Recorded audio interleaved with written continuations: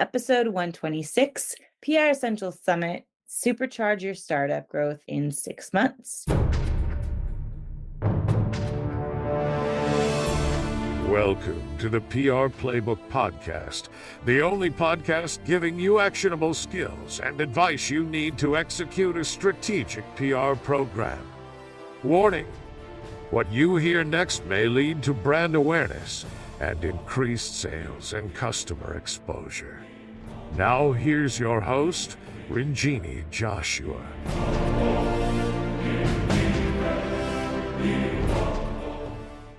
Okay, guys, so in this session, the PR Essential Summit session, Supercharge Your Startup, that's a lot of S's. We actually talk with startup mentor, founder, entrepreneur, Chris Truglio. He kind of takes us through some of the best practices, mistakes not to make, mistakes he's seen people make for any startup. So this is really startup focused, and we want to help you grow your startup. That's what we do at the Silver Telegram. So check it out. Listen in, follow Chris on LinkedIn, and find his information in the show notes. If you have any questions, let us know. But yeah, welcome to Supercharge Your Startup and enjoy.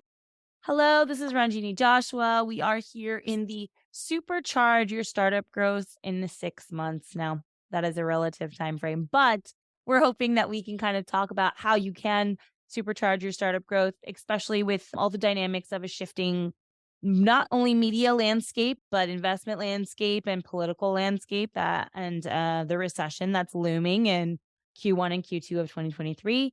And today I have joining me, I'm hoping I'm going to say this right, Chris Truglio. Is that right? Okay, perfect. He is a venture partner at Good News Ventures, as well as a serial entrepreneur, advisor, angel investor. I'll let you introduce yourself a little bit more. Awesome. No, thanks, Ranjini. So I've co-founded 2 companies. I really love diving in deep to the startup ecosystem. And since then, I'm a mentor for Techstars and NewChip. I'm a venture partner at Good News Ventures and NextGen. I really love working within the startup ecosystem, really being able to partner with a lot of different founders and being able to help with a lot of the different business challenges that they have. Great. And you had mentioned, I mean, I know you're a serial entrepreneur. What have you worked on before that we might know about or that we might not know about? Yeah. So my one company is called Stress Free Auto Care. And so it is a tech-enabled auto repair chain. And Awesome. you can imagine just when you think about PR, media, or just really making like a very customer-centric experience, auto repair is not exactly what comes to mind. And so that's where a lot of our focus was just on that branding, on that customer experience, but also what that experience looks like for the employees as well, right? Really making a place that they're proud to work at, really making a place where they're able to grow and accelerate their career. Since it's being such a skilled trade, dependent on that labor force, we'd really want to make sure that in order to treat our customers right, that we're treating our own right too. Hmm. Yeah. So you mentioned customer experience a few times in this. So I want to talk about that because one of the things that I think is a trending theme for 2023 is the customer experience and how attentive customers are now to their experience, how sensitive, not just attentive, but sensitive they are to the experience. So when it comes to building a startup, keeping in mind that customer first, whether it's an enterprise customer or like a consumer, how do you find that playing into a lot of the strategies that are building for 2023? I think just having that customer centric approach and just knowing that everything isn't going to be all right every day, right? Like there's going to be people that call in sick. There's going to be systems that break, and really just trying to put yourself in that customer's shoes, right? Like how would you want to be treated if you were them? Whether it's an enterprise customer or consumer, how can you really make them whole? And so much of that is through just good communication, right? If you're, for example, one of our customers, like, hey, we thought your car was going to be ready at 12 o'clock and actually it's going to be ready at 4 p.m. It's much better if I let you know and like the reasons why as soon as possible Mm. versus letting you know at 11:55 when you're already on your way. And so there's always going to be problems that come up, but just making sure that you're honest with the customer, being able to communicate, but also just working as hard as you can to also address that problem. So really always kind of keeping that customer in mind. I kind of noticed that a lot. And just because I started traveling a little bit more, at the end of this year, was like airlines have really started shifting their customer service approach too, to like trying to keep you engaged and involved. Like there's been a change at your gate. Your flight's going to be late. Your flight's going to be early. Like they're very more like I've never experienced this level of customer service for airlines in the past. And obviously everything's become like kind of mobile first. So everyone's like looking at their phones all the time. But you really see that if you wanted like a case study example, you really see that a lot in the airline and hospitality industry, right? Yeah, and I think one of the worst is if you're just sitting there waiting on hold and it's like some terrible music that's just blasting way too loud and you have no ETA of when it's going to be, and it's Right. just like some voice repeating over and it's been 45 minutes and you thought it was going to be a quick 5-minute call. Like really just leading into the technology that we have today where, hey, we can call you back or we can resolve this over text or we can resolve it over email. Like giving those options, because some people they do want to call in. Mhm. Some people they don't want to call in, and really just being able to listen to your customer base of what they want and being able to help with those situations that way. So this is interesting. Like, do you think, like, from a startup or investor perspective, do you see that, I think a lot of people, customers are taking a little bit more grasp on their digital presence. Do you find it that more, I would say, like what you would call like a brick and mortar, like a car service company, or I know a lot of healthcare companies are becoming more digitalized and things like that. Like for 2023 and maybe 2024, it probably takes a couple of years, but like, are you seeing more traditionally brick and mortar companies have a digital strategy and like that becoming something that's a little bit more prevalent, like for customer service purposes, I guess? Yeah. And it doesn't necessarily mean that you need to be on call 24/7, right? Like Mhm. the last thing you want is for some customer, they call or they try to reach out at 11 p.m. and you feel obligated as the manager or the owner to respond to them right away, right? Like Right. set your own boundaries because you want to make sure that you're fully there and attentive during those times that you are operating. But outside of that, it's okay. Businesses can be closed. Like there's people on the other side of that.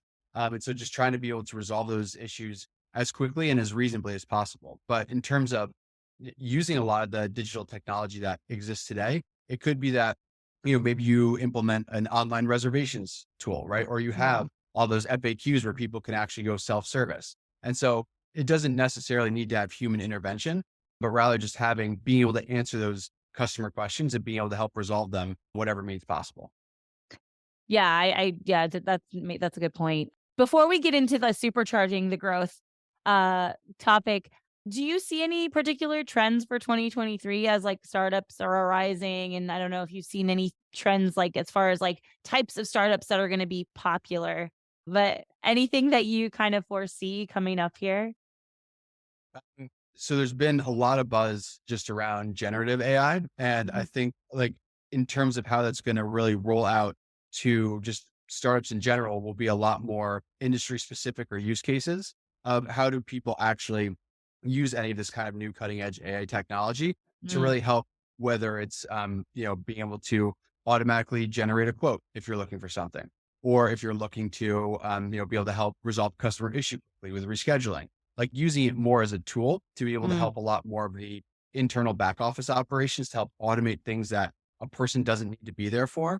That's where if you can really streamline a lot of those operations, you want to have your people having as much value add person to person interaction as possible. Put people where like only a person can do the job. And then you can have technology kind of fill in those gaps that it can just be a simple automated system.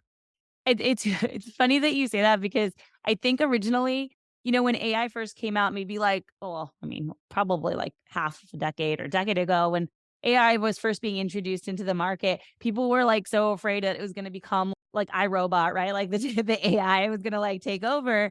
And now finally, I feel like people are funneling it down to like, oh, this is a tool to help you do things that you shouldn't be doing anyway. And it feels a lot more healthy, first of all, but like also organic of like, okay, this is what technology is supposed to do. It's supposed to assist us. Do you find that, companies in general, whether they're service companies, consumer companies, enterprise, that they're finding it less threatening to like incorporate tools like AI to better serve customers, to like improve customer service? I think by nature, startups are just more experimental and they're more Yeah. scrappy. So they're willing to try something. It's not as much risk that's there, right? So let's say if we implement a new tool and it completely just upend our system for a day or two, the magnitude of that effect, the number of customers that are impacted might not be as great if Boeing were to put something into their supply chain, or if United Airlines rolls out an entirely new customer service experience day one, right? Like just imagine the backlog if they happen to do it and it crashes Something's once it's wrong. Yeah. overloaded right by Christmas Eve. And so I think just startups they're a lot more open to that, but also a big piece of that is just with the human constraints that they have, right? If you have a handful of people, 10, 20, 50, there's only so much that everyone can do, where I feel like a lot of the just bigger players in the industry, they have so many employees that they'll typically want to throw a person at it rather than try to improve on a process or put a system to really help kind of streamline things. Yeah, that makes sense. Okay, so I want to really kind of dive into this supercharging your startup growth, brand visibility. Obviously, our summit is really about how we can leverage communications, marketing, and PR as tools to help startups. And oftentimes we come over startups who are really early in the game and they just aren't quite there. But, I'd love to hear a little bit about your experience, and not only as a startup founder, but also as a advisor on how you advise startups in leveraging content and PR to help create visibility for the brand. What are the first steps that you usually tell people to take, or what do you typically recommend? Because I just don't think a brand new startup probably shouldn't have a full PR team, right? Because they have to build some building blocks. So where do you typically tell them to start? It's a lot of it is really starting within. And at the end of the day, it's just starting, right? I think so many companies, they think it's going to be some massive endeavor and they kind Right. of delay it until okay, now we need to start this whole kind of PR campaign, when it really can just be free, right? Like you can go and you can post on your company or your personal accounts for anything and Yeah. really be able to promote that brand and promote that voice. And if you're not doing it as one of the founders, where you're kind of dictating what the voice of that company looks like too, right? It's a lot different to, I'm going to go into a Google Doc and I'm just going to write down what, our company mission and vision is. But it's very different if that actually lives in the DNA, right? If every single employee really knows that. And then if you're also putting that out there externally too. And so just really kind of being able to make an investment early on. Cause then you're also you're going to learn and grow from that too. It's so difficult if you just bring on a PR firm and you don't have any experience, you're really at the mercy of, are they good or not? You don't Yeah. actually know Yeah. those kind of performance metrics. You don't know really what works, but a lot of it is being authentic. I Mhm. think so much of it is when you see a lot of different companies, they start their kind of, especially from company pages, it's, hey, buy this, hey, buy that. It's not informative. It's not educational. It's not entertaining. It's just so focused on that one part of buy our service, sign up for this, when there's no story to tell. You can immediately tell when something is an ad. And Yeah. I think a lot of the best companies, they really do it where you're watching something, you're looking at a picture oh, I didn't even realize that was a company, right? Yeah. Or you're having some person that's talking through a story and that byproduct is they want to go they want to see more, they want to learn more. And then you're just being able to drive so much more organic demand to it rather than just trying to pay for something that people are going to gloss over anyway. So that actually brings me to this little story. I've been, I'm on LinkedIn. Obviously, I found you on LinkedIn. I mean, we everyone networks on LinkedIn now. And there's this company, and they're definitely a startup. And it is kind of a testament to you can never start PR too early. And PR can mean a lot of things to different people. But to me, this is PR. This guy, he's the founder. It's a company called Core Quarter. I don't know if anyone's seen it, but I think it's they do predictive text and AI, and using predictive text and AI, you can type way faster. It's like some kind of keyboard. It's very cool. And if you look up Core Quarter, you'll find it on LinkedIn. But he has been doing videos. I would say I've been watching his videos for the last 6 months or so. And he posts maybe once a week, and he talks about the development. And I imagine that this is really attractive to investors too, who might be interested in how they're meeting milestones and progressing. And so first he talked about the very first one, then he talks about how you can use it, then he talks about their first shipment. And then I think they might have had a Kickstarter campaign. And so slowly but surely he's like building up the story, and that's what PR is, really telling stories. And he's doing it on LinkedIn because I think obviously their first step is to get investors. And so this is the question I had for you, was like, how does PR or brand visibility play into investor relations, or how investors identify things that are interesting to them, or good investments, I guess. I think um, the one point that you made is just like, is visibility. Is this a Yeah. company that I've actually heard and seen before? And it doesn't necessarily need to be that like, oh, I'm a current or active customer or even know people using it. Is it a company that I'm just seeing time and time again, right? Um, am I seeing that founder posting on LinkedIn, and then am I running into a TikTok of it? And then do I see it on Instagram, right? Like you just have so much more of these instances. And then, okay, now that CEO is reaching out and, hey, they're raising funds, you're going to be a lot more engaged and a lot more Mhm. interested, rather than some company that you've never heard of, you don't know who the founder is. And so just being able to get that attention out there. And you're also able to really learn from that process too, right? Like Yeah. which of your messaging is resonating with customers, which of it is just resonating with users or people that like want to follow your company around. And so really being able to just get out there, and it makes it a lot easier if, oh, I've already heard, like, if a company is going to pitch to you and you already know what the company does, like as the company, you're in a much better position than having to like basically start from nothing.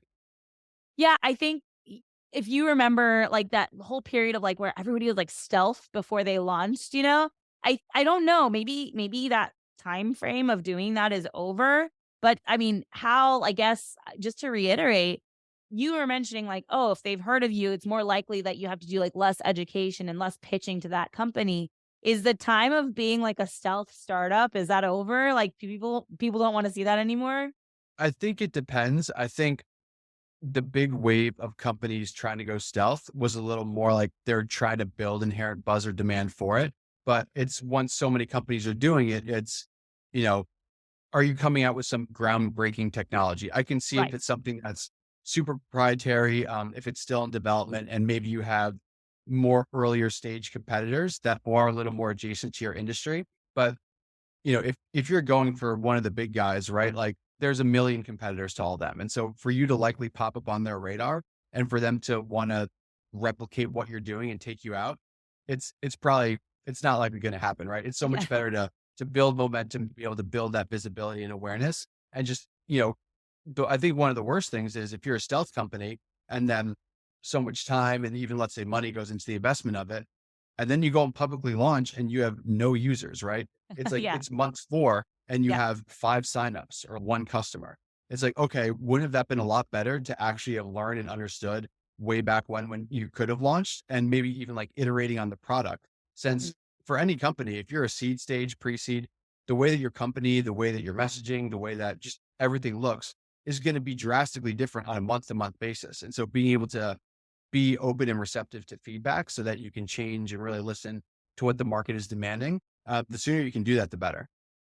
Yeah, that's a good point. Like you're really like you're not a human yet, right? So you're just like a kid growing up as far as the startup goes. So, what role do you think, because there's such drastic changes? I mean, like you said, maybe in month 1 you're one thing, and then like by the end of the first year you could be something completely different.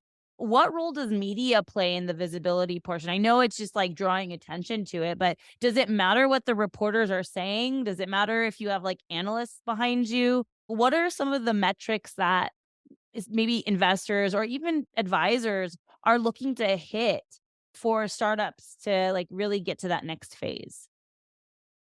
I think a lot of media coverage is really a byproduct of, success elsewhere, right? Like Right. you're achieving customer growth, you're, reaching specific milestones, and that media is a lot more earned and well-deserved. And so Mhm. really focusing on your core operating metrics of, it's really hard if you're a Crunchbase or a TechCrunch, whatever, and a company comes to you and says, hey, we have 0 customers, 0 traction, but will you run a story on us? Like they probably get swamped with that, They're but it's like, like, hey, why?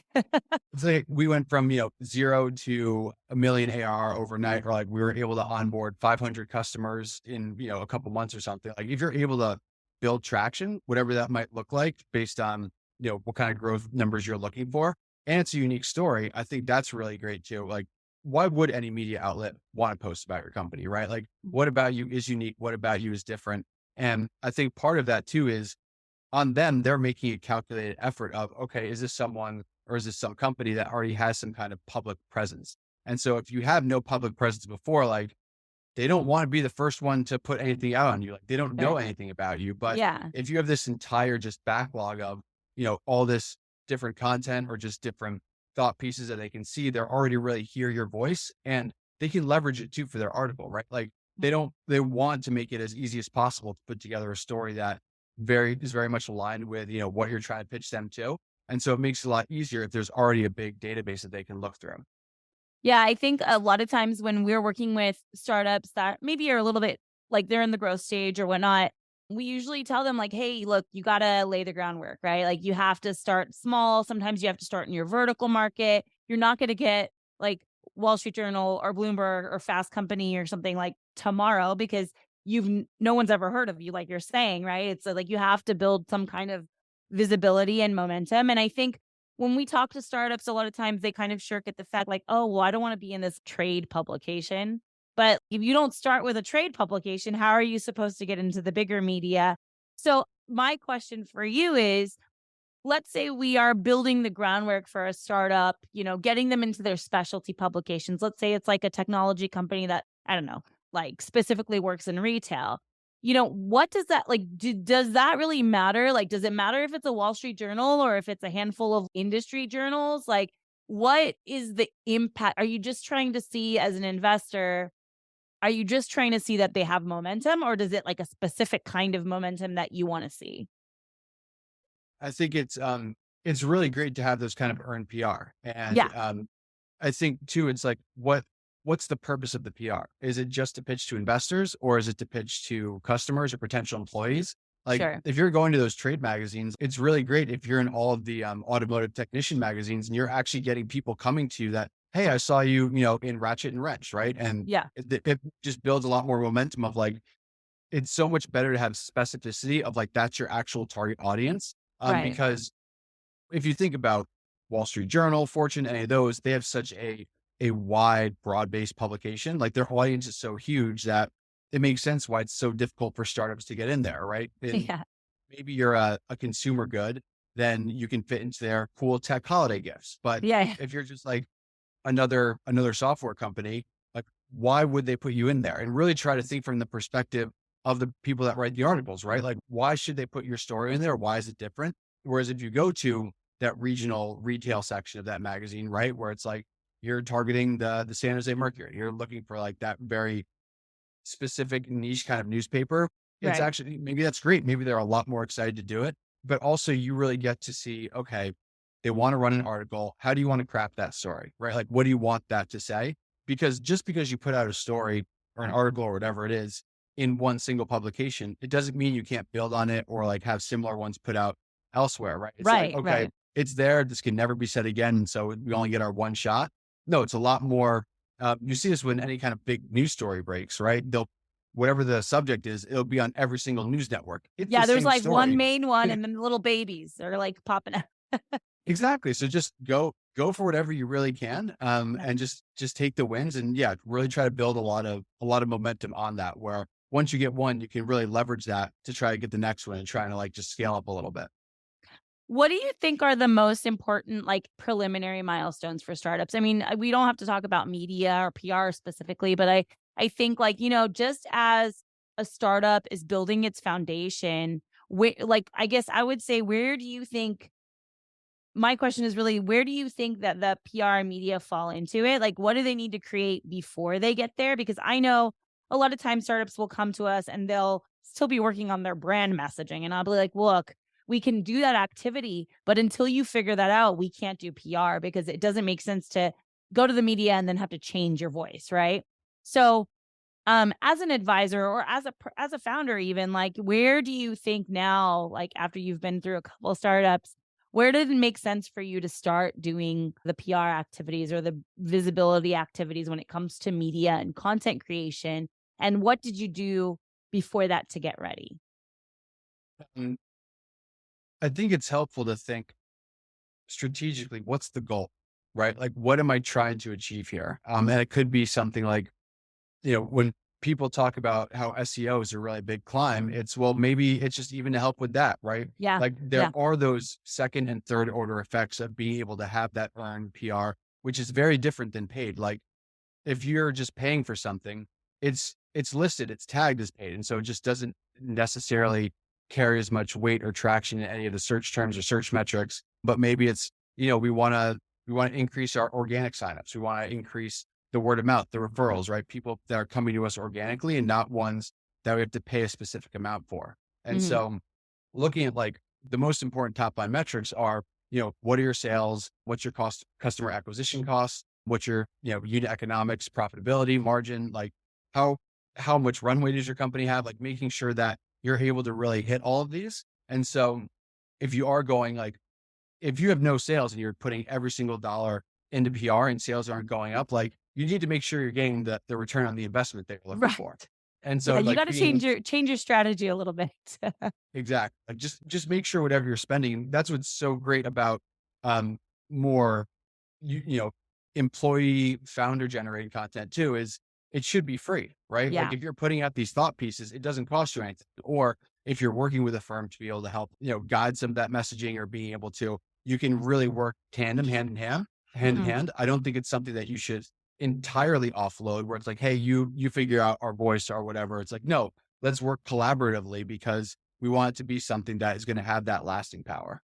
I love that you said that because a lot of times, again, when we work with startups, they like think it's some kind of magic, right? Like they'll come to you as a PR agency, they'll be like, "Okay, where can you get us placed? Where are we going to appear?" And then sometimes we'll ask them questions and they'll be like, "Well, what's the answer? Like you tell us the answer."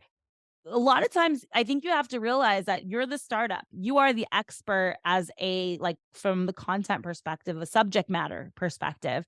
And we're the expert at connecting the dot and getting you placed somewhere else. So I think it's really nice to have that feeling that, PR is really a collaborative effort of mapping the expertise of that startup or the brand to the media. And I think they sometimes forget that like they have to do any work when it comes to PR. So I like that you said, generate content internally with your own employees. Thought leadership is about the thought leaders within the startup. So I think they can, and we actually had another session on newsjacking and thought leadership earlier today. And what we talked about was like you can start building that thought leadership for yourself as an executive, like, you, Chris, you could start writing about that stuff on your own. And then also your brand could also, like your marketing person or your content person could also be writing stuff. And all of that reflects on the brand, right? Like the brand's like reputation. And I think that's what people often fail to realize is that everything that your executives do, and then whatever you do as far as blogs, content, you can repurpose and reuse that for PR and you don't really have to have an agency. And I always tell people like, you can do PR yourself. It's just a little bit more difficult because you're not familiar, but there's first steps of building content and getting stuff out there. I feel like startups should try to do it on their own just so they can kind of get the feel of what it's like. And it's so much different. One of my just kind of favorite follows or looking into is Gary Vaynerchuk. And so he's all about like, just get started, just document everything and just test as much as you can. And sometimes you're going to put out some pretty crappy content and it's Yeah. okay, right? You're going to put out something that gets, 2 likes, maybe even none. And that's okay. Because guess what? Because it's not really like people aren't engaging with it, not as many people are going to see it. Like the spotlight effect is there of like, not as many people are going to see it or even think about it as you are when you're putting it out there. But for the good ones that, hey, they're gaining traction, there's actually reposts, people are commenting, engaging with it. That's great. And so you actually have a data set to learn from of this is what works, this is what doesn't. And how do we, bake in more of the elements of what works, be able to draw from that. And as you build a bigger following or as your company like has more people, more customers, it's a lot better to make mistakes with a much smaller audience than to really start things out when, hey, we have 10 million in ARR, we have all these like highly sensitive enterprise clients and Right. we put out some kind of PR campaign that's just a total flop and, we're really getting negative reception. It'd be really great if you can maybe test that out earlier on. It's like, okay, maybe some of this messaging we don't want to use, or this other messaging is really resonating and like having a lot more of just a warm reception. So Yeah. really trying to get as much learning as you can out of the way when you are smaller. It's a lot better. And you'll be able to see a lot more drastically what works and what doesn't, rather than sometimes just being like, hey, if it's out there, I'm like, what you want to avoid is just middling engagement, right? Where it's just kind of out there. It is what it is, but it doesn't really do much for you. And I think if you start that process a lot earlier on, you can really just inherently bake into what is important and what matters. Yeah, I totally agree with you. I think, just marrying that with the idea of supercharging your startup growth, I think it's just really important. Obviously, I'm going to say this, but it's very important to start building content and creating and publishing content early. Like you said, making mistakes with a smaller audience is so much safer than like going out and doing something silly when all eyes are on you, right? So I think even if it's just like a testing your content or whatever, I think it's important for startups to start early, and then like the benefits far outweigh the downfalls of doing something like making a mistake early, I think. And so I think my concept of supercharging your startup growth is really kind of like putting yourself out there, building content, starting thought leadership early, posting on LinkedIn. I mean, it may seem like it's insignificant, but I feel like just that visibility, even if it's just you as a CEO, I've seen like lately, actually quite a bit. I've seen a lot of people like do a soft launch on LinkedIn by like, what is it called? Publishing like a video. And so experimenting with different content, like multimedia types and things like that, I think will be important. What are some of the things that you think 2023 is? This is the first time I've really sat back and kind of thought about, okay, what is next year going to look like? Because media landscape is really weird, shifting. Social media and regular media are like kind of merging together. And then there's this recession thing happening. And then like I'm getting ready to go to CES in January. And so that hype of CES is like huge this year, because last year, I will be honest, it was kind of a flop. Like it was like half of the people showed up. So this year, I think people are ready to come out of this COVID situation, even though right now it feels like everyone has COVID. But what do you think are some of the things that we're going to see, some trends that we're going to see from startups, and also maybe some trends, maybe even just from the investors? What are investors going to be looking for as far as visibility goes with a startup? I think as you said, as kind of social media in general plays such a greater importance within the general, it merges the business and personal a lot more. Yeah. You're going to see whether it's customers or employees really just be gravitated towards companies that kind of have a face and a name to them, right? Where you're able to associate that person with that company. And I think that's where being able to build that positive association, Mm. and it could be through individual thought leadership or maybe like collaborative, where you have a couple of people from the firm that are writing different articles. Like you're just building that kind of content, and people are going to naturally like ones where people feel like they connect with that company, right? Like, oh, I feel like I know that CEO or whoever it might be, even though like, you might not have ever met them. You only follow them on one or two different things, but But you you just feel feel like like you know them. Yeah, I feel like I know people too.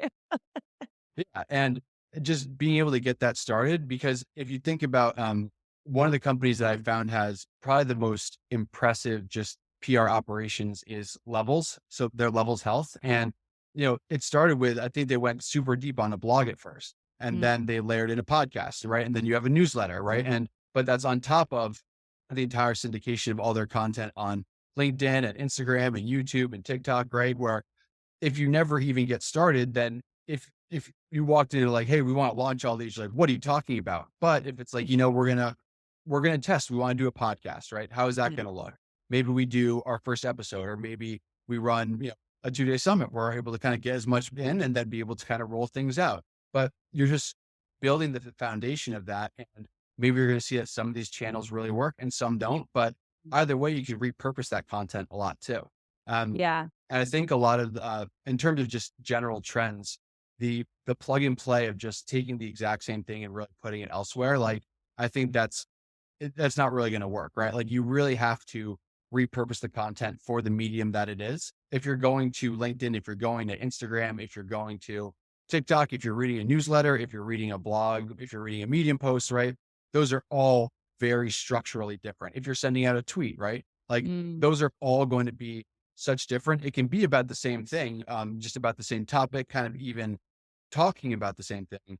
But the way that it's delivered, if you're really able to refine how that is to engage with that audience there, that's where you're going to see companies that can really sort of master that, especially early on. They'll be able to build a really big following pretty quickly too. I feel like that kind of like goes to that phrase, less is more, right? Like it's like less content, but more amplification. Mhm. Yeah, Yeah, I mean, I think that's like spot on. Totally. Were you gonna say something? just like don't don't be afraid to repurpose your content either, right? It's like, oh Yeah. well, we just posted about this on, we just wrote about this on the blog. Like, should we do a post about it? It's like the Yes. likelihood that the vast majority of people have seen both or seen it elsewhere is really low. If they have, great, they'll gloss over it. But at least you're capturing the attention of those people that they don't follow you on your other channels either. Yeah. Don't be afraid to kind of like do it over again. I totally agree with you. I work with also like I just do this on the side, but I work with like a local business. And I was just explaining to her that like, you've got to actually send more emails. And she was just so hesitant in sending emails. She wants to do it once a month. And I was like, if you're not in their face, you don't exist. You don't exist as a business because you're a local business. As people are getting like lots of emails. They're not going to see every one of them, right? All like you said, they're not all going to land. Like only some of them are going to land. So I do think you can't be afraid. I mean, obviously don't spam people, but like I think don't be afraid of putting content out there. And I think the other point that you made was really great is like really making sure that you're catering the style of the content to the platform so that it doesn't like just look like you're just not being lazy. And it's like if you're reaching out that multiple times, like what's the purpose of it, right? If you're sending the exact same offer, you know, 5 times this month, that is where it does get spammy. But Yeah. if it's, hey, here's one that's an employee spotlight, here's one that's like a customer, here's our deal of the month, like you're able to really change a lot of just the nature of what's going out there. That's where it's totally okay. Like just making sure that it is fresh, that is new. And every time, like you could still be that core theme could still be there, but a lot more of the kind of details or how it's presented could be different. Right. So, just a more fundamental question I had, and we're getting close to our end time here, but I wanted to ask this question. It was like, what do you think as far as positioning? You did mention authenticity. Like, when a startup wants to grow, what kind of positioning do you think leads to growth, and how does it impact growth as far as reaching investors, reaching new customers? What is the positioning that like startups need to look at when they're kind of creating that message that they want to put out there? I think what's one of the more important aspects are where are your customers looking? Where are they already engaging? And really trying to find those channels to be able to engage with them, right? Like if you're a consumer brand, like that's where you're, having an incredible Instagram account that could be extremely valuable, right? Like people are already looking there, they're able to engage with you. Whereas if maybe you're a new enterprise SaaS security company, right? Like maybe actually being in some of the more, it could even be like different communities, different kind of chats. Maybe you're in like a security tech Discord channel, right? Like you're Right. actually able to be with where those prospective customers are. Yeah. And so really just getting in front of the right people in the right context and the right audience. And I think if you have enough growth, right? If your sales are going crazy, you're growing month over month and things are really like up and to the right, investors will find you. It's really the slower growth, the more of, you know, it's just not, things are kind of trudging along. That's where you have to be a little more, you have to make more of an effort on your outreach to investors. But, all the companies that have kind of hyper growth, investors are able to find them, right? There's enough like software out there to be able to see the Right. traction of your company. Like they're able to see all those signals to get that inbound interest. And so Mhm. just making sure that, at your core, you're focusing on those business fundamentals. And I think using the PR to really help support that. It's not necessarily going to be one or the other. Like they're really great companies that fully execute, but they never invest anything into that outward messaging. And so it does make it a little more difficult, even though when you think about on the other side, it's companies that have absolutely no business model. They have no metrics that they're achieving, but they're still trying to go to market. Maybe they have an incredible PR campaign.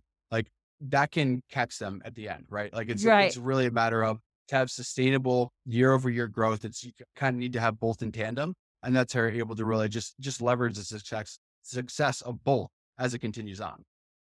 Well, when you're an investor though, are you just looking for that revenue or is there some other metrics that might be interesting? Like, especially if you're early stage, right? Like, because at early stages, you're not really necessarily revenue positive or cash flow positive. So, what are some of the other things that an investor might look at when they're assessing like an early company to do maybe like some seed investing or something?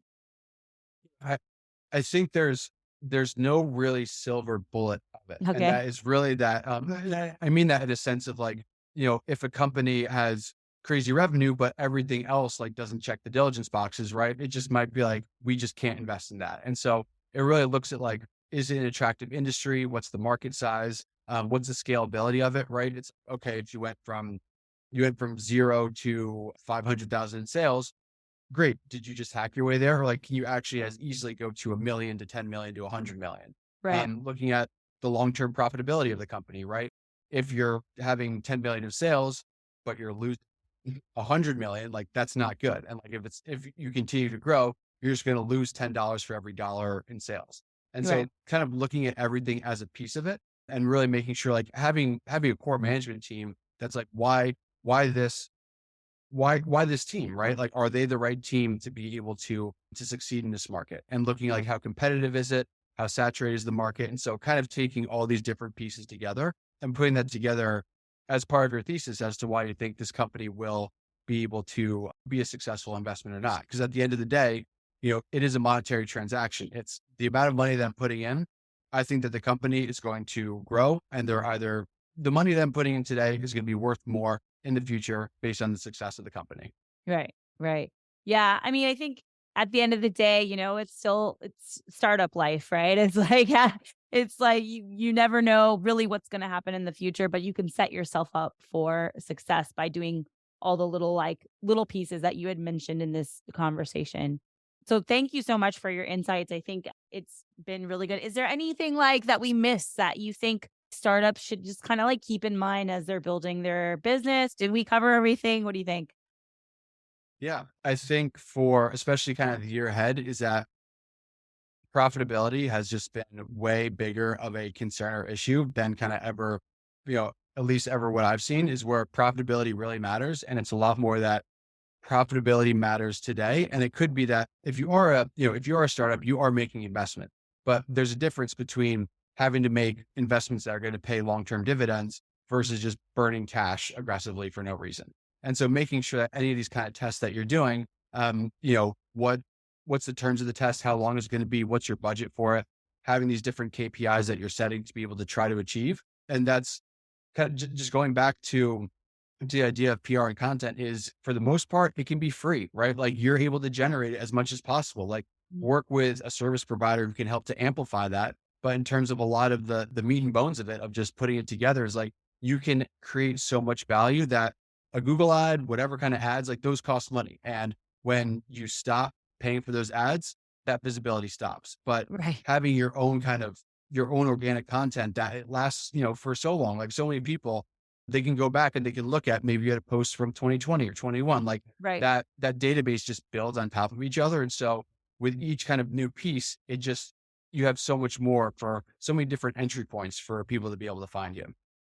Yeah, yeah, the very good points. It's so funny because like a lot of these conversations today we're having, it's just like content is still king and like I feel like it went away for a little bit. People like kind of lost their focus on content, but now because of everything becoming more digital because of COVID and stuff like that, content again has like become gone rank supreme. So I think at the end of the day, we should just always keep content at the very, very top of the pyramid because SEO, visibility, brand awareness, all that stuff is like just centered around how you build content and what kind of messaging you use. So yeah, I think everything that you've said is like just very critical to not just startup growth, but just business growth in general, right?